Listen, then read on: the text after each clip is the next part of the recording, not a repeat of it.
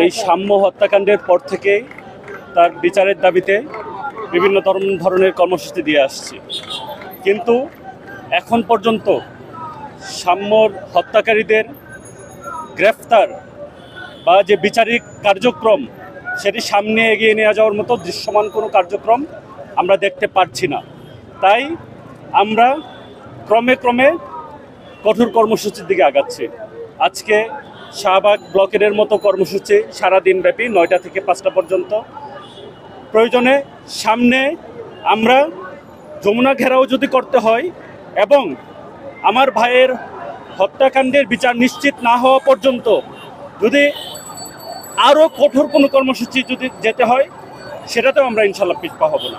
সে school জীবন থেকে এই ফ্যাসিবাদী স্বৈরাচারী হাসিনা সরকারকে হটানোর জন্য ফ্যাসিবাদের বিরুদ্ধে গণতন্ত্রের পক্ষে, সাধারণ মানুষের পক্ষে, বাংলাদেশের জনগণের পক্ষে তার সর্বস্বটুকু দিয়ে বিগত সময় আন্দোলন সংগ্রাম করে গিয়েছে এবং যে আন্দোলনের ফসলের মাধ্যমে, জুলাই আগস্ট আন্দোলনের মাধ্যমে আজকে আমরা এই বাংলাদেশ উপহার পেয়েছি।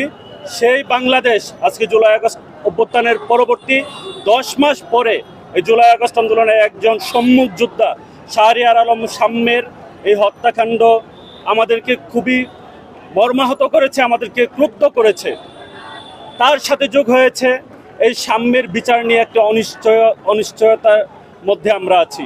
এখন পর্যন্ত আজকে প্রায় 9-10 দিন অতিবাহিত হয়ে গিয়েছে, কিন্তু আজকে পর্যন্ত আমরা দৃশ্যমান কোনো বিচারিক কার্যক্রমের যে অগ্রগতি বা কোনো আমাদেরকে যে একটি আশ্বাস দেওয়া, আমাদেরকে একটা নিশ্চিত করা যে না আমরা এই বিচারিক কার্যক্রমটা ইনশাল্লাহ নিশ্চিত করব, এটা আমরা ঢাকা বিশ্ববিদ্যালয় প্রশাসন সহ এই অন্তর্বর্তী সরকারের যে উপদেষ্টা বৃন্দ আছেন বা প্রধান উপদেষ্টা আছেন বা পুলিশ প্রশাসন আছেন তাদের কাছ থেকে আমরা এখন পর্যন্ত নির্ভরযোগ্য এমন কোনো আস্থা রাখতে পারছি না যে আমার ভাইয়ের এই যে হত্যাকাণ্ডের বিচার এটা নিশ্চিত হবে।